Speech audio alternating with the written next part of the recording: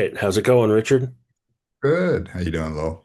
I'm doing good. Um, as you may have mentioned, I'm Lowell Greenblatt from Macabre Daily. We're big fans of yours. We really dug the movie. And, it's kind of, I was thinking about it while watching it. It shows a side of you that maybe audience aren't necessarily familiar with in a broad sense. You're the benevolent caretaker to this young child before shit inevitably goes wrong, as we all know. But can you talk about showing that side of yourself and sort of making the transition?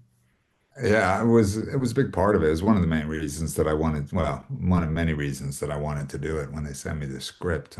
Because it surprised me. I was expecting when I opened up to page one that it was just going to be Psycho Pinocchio and crazy this and it was the fact that it had some soul and heart in the whole script, but also my character.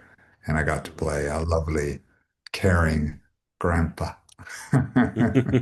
Whereas, no, they don't normally give me those roles. So it was really fun to do that and develop that relation with Cameron, and then to do it in a way that you weren't expecting what's going to happen a little later without giving away too much. That was the trick, is he really had to believe this man was, stern, but definitely lovely, caring grandpa, which he is, you know. Yeah, which definitely Just a comes little twist, across. just a Yeah, little twist at the end, little twisted yeah, motivations at the end. But yeah, yeah. With the best intentions, of course. Yeah, absolutely. yeah. So when it does inevitably go, as we've seen in the trailers, to the Psycho Pinocchio section, as an actor, are you still trying to stay grounded in your character, or do you think, well, there's a little doll running around. Let's lean into like the psychoticness a little bit and have a little mustache twirling fun. I tried not to too much. Hmm. Yeah, but I mean, I definitely had fun. I mean, the scene in the basement with the rain and and what goes on down there. It was a lot of fun to shoot. To be able to kind of let loose and show the dark side of Geppetto and everything that's driving him. I try not to do too much mustache twirling, but Yeah. Hmm. just click into my darker side, which after, playing a psychotic quite a few times, I don't find it Yeah. difficult. I just got to say, just talking to you head on like this, I'm just getting massive 31 vibes. Uh, Just flashbacks, and it has nothing to do with you. It's literally just like the position and that you're You're looking my, straight you're on. my son's playroom right now, so because the electrics are all over the place here, lights coming on and off. We have an electrician, but here I am in my son's playroom, reminding you of one of the craziest characters I've ever played. Yeah, hands down. Um, So you've done everything. Um, been in all kinds of films at all kinds of budget levels. And I found Pinocchio Unstrung particularly interesting because there's a very high ambition to it, if not like the biggest budget. Like you have to interact with that puppet, and I feel like everyone's trying to make sure it works well and doesn't break. How would you say your experience with effects work has prepared you for this? Um, it's a good question. I think it's just having done so much. You Mhm. don't, I, it's almost impossible. It doesn't bother me whether I'm acting to a puppet or, if it's a green screen and there's no one. I think it's just experience of that. I found, it didn't feel any different working with him as it does with a real person. And I think that's just because I've done it so much. Mhm. But having said that, the person who had to work with him the most was Cameron, and he did a great job interacting with, this wooden thing that other people are moving around the corner and the voice is coming. We didn't have the original voice when we were doing it. Of course, we had someone else voicing it off camera and but I think it's just experience really that helps with that. I mean, um it wasn't difficult at all. But I was more impressed by the younger actors who've not had, hundreds and some odd films that they've worked on. This might have been, in fact, it was a first film for a couple of them, and they did fantastic jobs working with the puppet. Yeah, I'd say. What's that old adage? Never work with animals, crazy special effects, or small children. And exactly. I think, I mean, no real animals in this one, but like I think everyone pulled it off pretty Yeah. well. And can you talk about working with Cameron a little bit more? Like, did you have rehearsals? Is there time for rehearsal on anything No, like not this? really. I mean, like you said, they didn't have, they had a much bigger budget than they did for some of their very early films, that's for sure. Mm, But they didn't have loads we didn't have the luxury of rehearsing for 3 weeks or anything like that. I mean, I think day one, we're right into it. And pretty early on, we're doing a lot of those basement scenes. Um, and I think again, it's hats off to Cameron because he just came in so prepared and so so keen to give his all, that it was very easy to connect with him. I mean, again, I wanted to build a good relationship with him, early on. So I spent time with him off camera to make sure that we were comfortable, and he was comfortable, and there you go. See the lights on and mm. off. Um, Magic. Apologies for that. And but again, I have to really give it to Cameron. He came in, considering his first film, I think first feature at least, not nervous, just wanted to do well, and he did. But same with Jack and Jessica too. Jessica a bit more experienced. She's done quite a few things, but both Jack and Cameron are, I know it was Jack's first film, and they were fantastic. Yeah, and you can definitely tell the chemistry between you and Cameron and them, and it's quite a movie. So uh, I thank you for taking the time. This was great, and I can't wait to see what you're gonna do next. Yeah, I got quite a few things coming out, so keep an eye out. Yeah, I've got quite a Okay, mixture of horror and other assorted strange things happening. nice. Assorted I and strange is what we love. keeps me busy. Totally.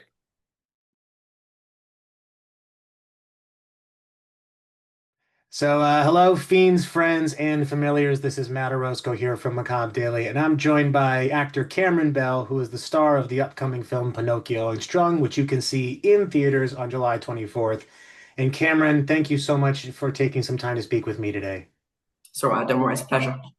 Excellent. Well, first and foremost, congratulations on the film. What an absolute blast.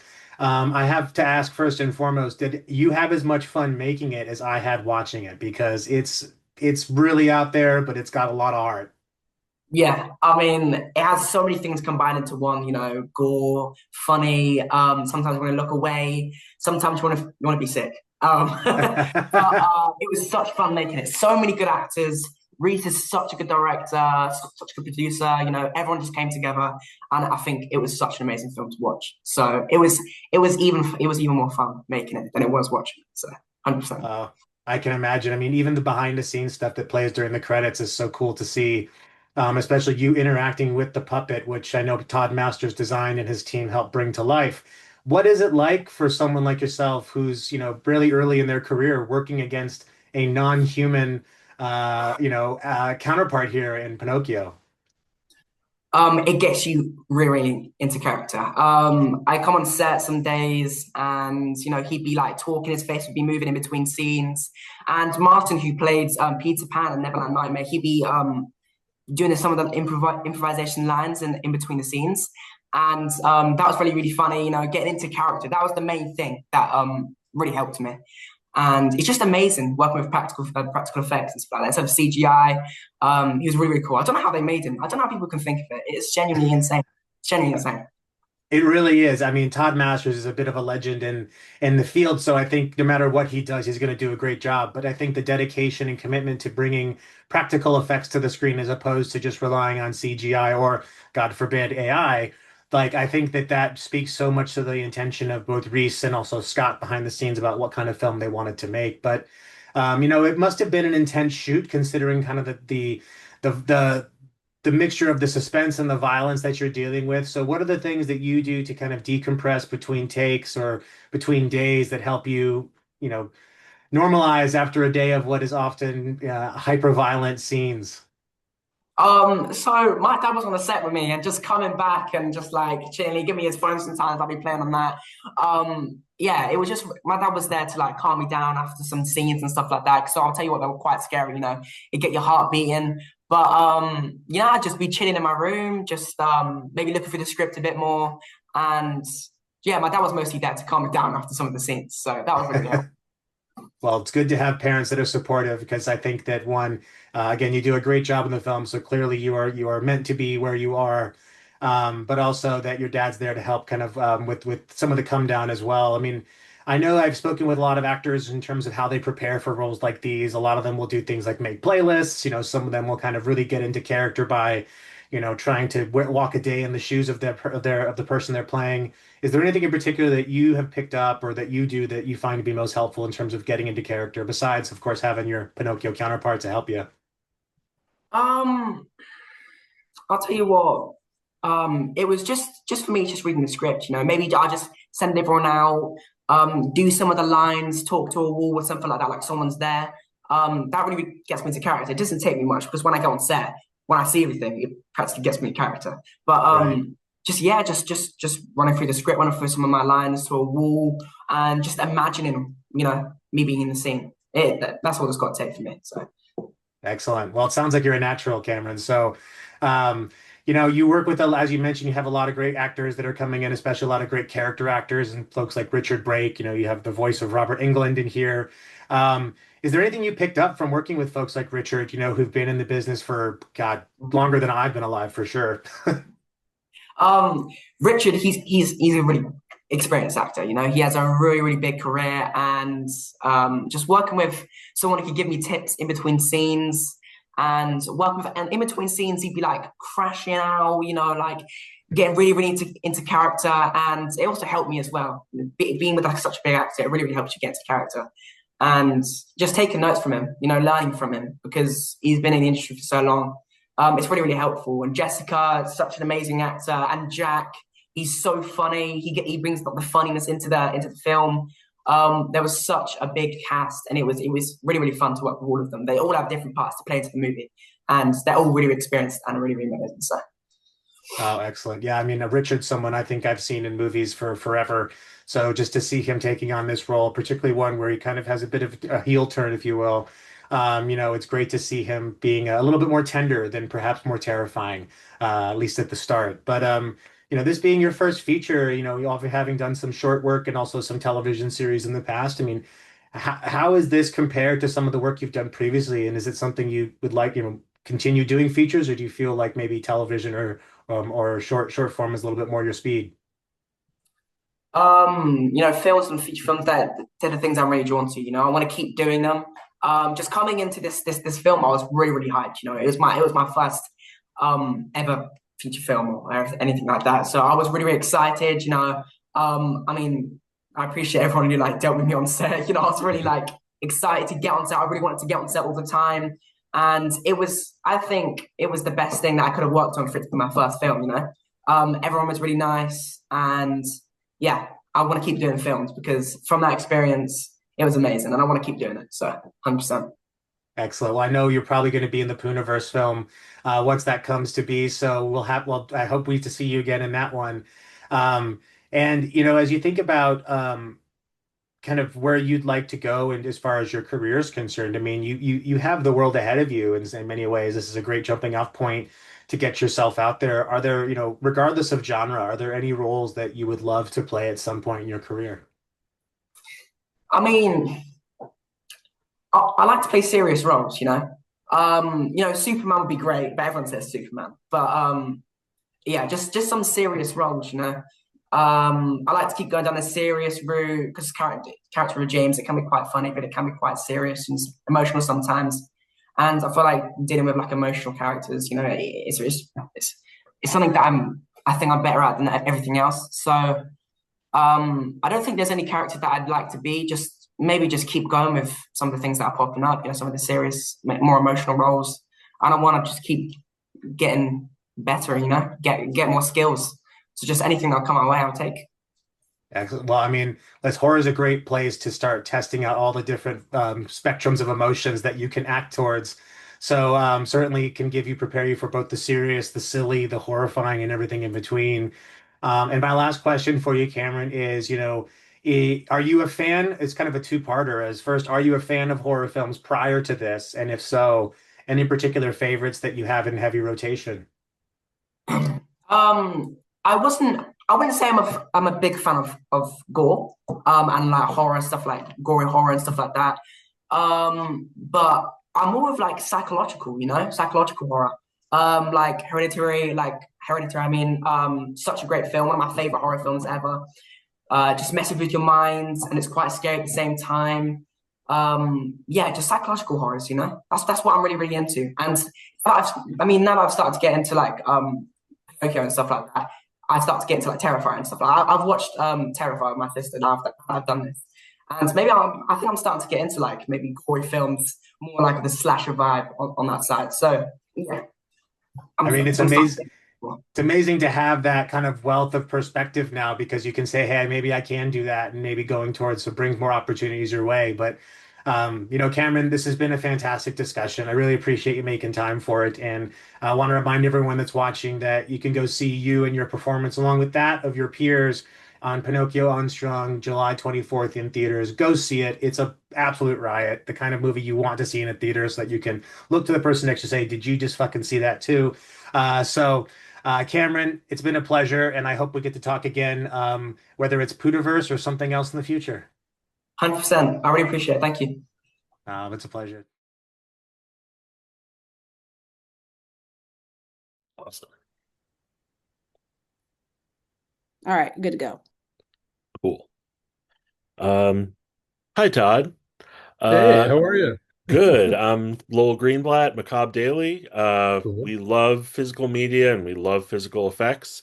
So this is a real treat. And Thank you. I have to say, I was looking over your very long, very familiar IMDb, and I Yes. don't think you've done something in terms of puppetry to this extent before for a film, as Pinocchio. Is that correct? Well, we did Child's Play and we've done a Of lot of course. puppet stuff. So yeah, we've had quite a varied career between, prosthetics, practical makeup effects, digital prosthetic mixtures and stuff like that. So puppet wise, yeah, we've had a few. None as cool and as fun as Pinocchio, I must say that. I mean, it was definitely a memorable experience, and I don't think have had many like this. So it's been great. How do you sort of approach something? I mean, where it's a character, like it's not just a gaping chest wound or a gag, which Yeah, you've made that are incredibly effective. and But characteristic. yeah, Yes. exactly. He is like a walking, talking. He's a real boy. Don't tell him otherwise. But when it's something who's in so much of the movie and he takes such a beating, does that alter your approach to something like this? A little bit, yeah. When we do features and like this much involvement, we want to make sure that we have backups. We have puppets that aren't animatronic too, which we call like stunt puppets, which actually do a lot. And we also made a one to give to the cinematographer Vince, so he could set up shots in light. We called him Lighty. Hmm. The two hero animatronics were extremely complicated and were for most parts identical because we expected that there's going to be times where maybe a servo burns out or this happens or that happens. Never happened on this show. We did get one break when there was an action scene. It actually literally broke the plastic, and so the neck wouldn't work on it. But other than that, no, these things were built very stoutly by our animatronics supervisor, Josh Raymond. And we've had a lot of experiences together, so we both hate it when things fail. So we don't like things falling apart on set. So we knew it was tough. We knew more or less what we were getting into based on other experiences. Reese, our director, on the other hand, had not. He had, which surprised me actually. At the very beginning, he told me, he's like, I don't think I've ever tackled something like this. And he and Scott, Jagged Edge, they've kind of done it all. So I was surprised to hear that, and I'm glad he told me like right off the bat. So it helped us kind of start thinking about shots, thinking about scenes within the script that might be difficult for puppets or might be, a little easier if we just slightly do this or move the camera over here. And so we got into shot design early and a lot of fun kind of creatively sending storyboards and scribbles back and forth over the pond. We got our best people, and they got some of their best people, and we all kicked ass. I'd say so. And I mean, it's like a marvel to look at. And speaking of Yeah, Marvel, I mean, this is not a Marvel movie. You don't have an definitely unlimited no. budget. So, Well, we don't have unlimited pixels either. yeah, We're real. yeah, and that's what we love. But, for something like this, I don't know what the budget was, but it's sort of like it's very ambitious with maybe not as much money as maybe there was in the 90s with Oh God, inflation. yeah. But No, it was nothing. Yeah. so No, it's how, funny. yeah. I'm sorry. Go ahead. Oh no, go ahead. Well, I was just going to say you were reminding me of several times during our conferences. We had like weekly or almost every other day conferences between me and Reese and other members of the production staff. And in the script there was a water sequence, and I'm like, I was going to ask we about shouldn't do that. that. That's probably one that we can't quite get because we have no But you equipment. did. And we Yeah. did, and that's Reese just kind of saying, "Yeah, we'll get it," and I'm just like horrified that this is gonna, kill us. And he did it. He freaking did it. He invents are unbelievable, unbelievable how they work, and they don't take no for an answer. And it's like it's in the movie, and I'm like watching this, like, how did you guys get that? How did you guys get that one? It's like some of that stuff is a mystery to me. I'm just imagining you standing on the side of the pool with like a tarp or a life preserver, like just in case. Like I can't believe they're doing this, It but was they kind of did. early on, drawing out the shots, because I was trying to draw them out in a safe way. Well, maybe but there was no way to do it safely. We had to get in the pool with cast and a puppet. It's like an electric puppet.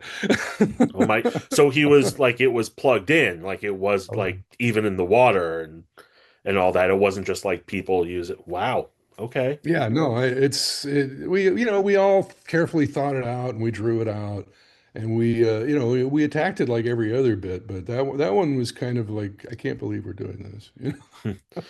Now, you mentioned sort of like, if something kind of goes wrong a little bit before, how do you deal with it? Because in your line of work, you always have to plan for like the littlest thing to go wrong. How did you sort of tackle that on this? Because I imagine with something this complicated, it wasn't smooth sailing the whole way, unless I'm wrong and you're Todd freaking Masters. So, It actually was relatively smooth, especially considering kind of the overall production chaos. I mean, we were a really low budget movie. We barely had food. We had no oh transportation department.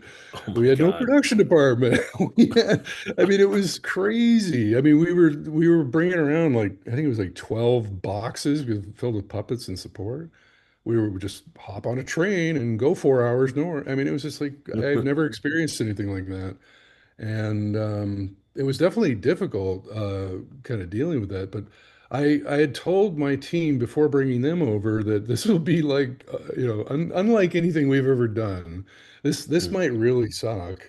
And then I said, when it doesn't, rejoice because, we could make something cool. And so we huddled around storyboards and we did tests with the puppets and we got everybody kind of thinking outside the box with how to do these shots. And it was a real team effort between Reese, Vince, our team, the great puppeteers they had over there in England, Eric Z, the first AD. I mean, everybody got into it. And it just came together magically. I mean, there was definitely frustrations. There was definitely time where several of us were like, peace out. But I'm glad we all kept it together. It was really, Reese, him and Vince really, keeping us going and making really good shots. They make great stuff. Nice. Yeah, I mean, I was still marveling all the way through the end at like how this thing is still emoting and like actually acting, like you're getting a performance from an Yeah. object. Wasn't that Yeah, nice? yeah, You used marveling again. We're kind of the yeah. anti-Marvel, you know, so we It's don't just in do. there. They're just sending No, I know, but signals I from think it's kind everywhere. of Yeah. funny because, you know, a lot of the audience has sort of repelled now from comic book movies and Marvel stuff Hmm. and the stuff that used to really, you know, hit solid every single time is not. And, you know, this summer specifically, but kind of a lot lately, we're seeing this revival, if you will, of prosthetic and practical effects. So many movies, even the big ones, Star Wars movies are using practical. You know, they're using it with CG. They're sometimes enhancing things, merging them together. But you know, like all these movies are starting to remember how films used to be made. The audience seems to be rejecting many of the CG answers and the AI stuff, and they seem to be clamoring towards practical solutions, which I think is fantastic.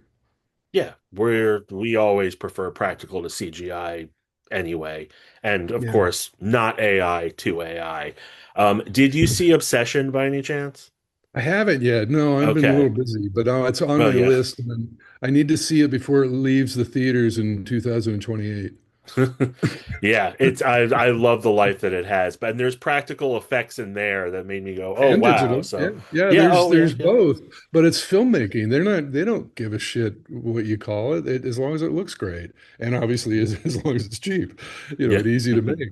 So, but I mean, the big rule with all productions is interesting. Keep it interesting, keep it special. And I think that you know, CG's been around for a while and it's sort of it's still great. I mean, great CG is great, but it can be lazy. It can be like the lowest bidder does the work, and it's kind of a repellent to me. I don't know about you, but I just don't Mhm. really like the look of it.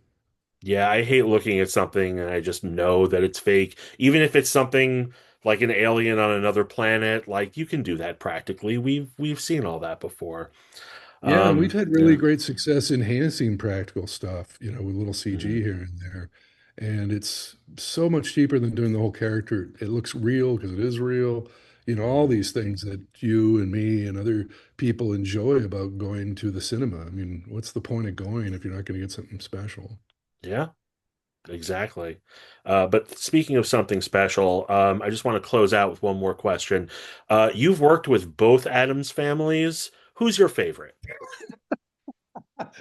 You talking the movie Adams Family Yeah, and the John and Toby Adams yeah. Family? That's Oh, actually a that's a poster great. from one of their movies back there. Yeah. Yeah, there you go. That's a hell of a question. Speaking of hellbender, Just throw them right um, under the bus. yeah, yeah, those guys suck. They're so mean. No, no, Toby and John, the Adams family and their kids are the most beautiful people in the globe. We did a similar thing with them on a show called Hellhole Of that we course. shot in Serbia a few years ago. And we would have these Zooms, you know, many miles apart from one another. They were on the East Coast and I was on the West Coast. And we would talk about, you know, how to make a movie with puppets and practical stuff. And they have a really great guy that they work with named Trey Lindsay, who's Of also a course. proponent for this stuff. You know Mhm. everybody, man. Uh, and uh, and we kind of bonded over like designing the shots in the movie and doing it for a nickel. And when we got to Serbia and we actually finally met each other, it was just like shit. We've known each other our entire lives. So yeah, literally, I was just talking to Toby last night. So. Oh, No, they're great. So cool. I love the other Adams family as well, but they're not as nice. That's fair. And also, real quick, I wrote this book behind me about the Nightmare on Elm Street series, and I interviewed Erica Anderson for part five, and Oh, Erica's lovely. she still Oh, had great things to say about you. And I'm like, I was surprised. It's so many years later, but like her memory was just so sharp. So, oh, she's yeah. great. No, she that's nice to hear because we did have fun together at Nightmare on Elm Street 5, but it wasn't easy on her because we had to do like Hmm. I think it was 4 stages of big prosthetic cheeks on her in like one afternoon or something like that. It was really crazy. But yeah, we had fun on that and with Robert Englund as well, actually. You know, he was also a connectivity there. Cool. Yeah. Well, you've still got it after so many years, and we love to see you going international now with Pinocchio Unstrung. So, Oh, thanks. yeah, It's been a real honor to join the folks over at Jagged Edge and make this damn movie. cool. All right. Well, if you ever want to come back and talk to us at Macabre Daily, like doors always open. Okay, I want to come Yeah. over and look at your physical media because it I looks like, You you know, can't judge away. I'm running out of shelf space as you I can am tell. too, actually. Yeah, no, I'll be over tonight. Oh, cool. I'll unlock the door. Awesome. We'll watch a Harryhausen movie or something. Okay, man. Nice. All right. Great chatting with you. You too. We'll see you on the wires. All right. See you.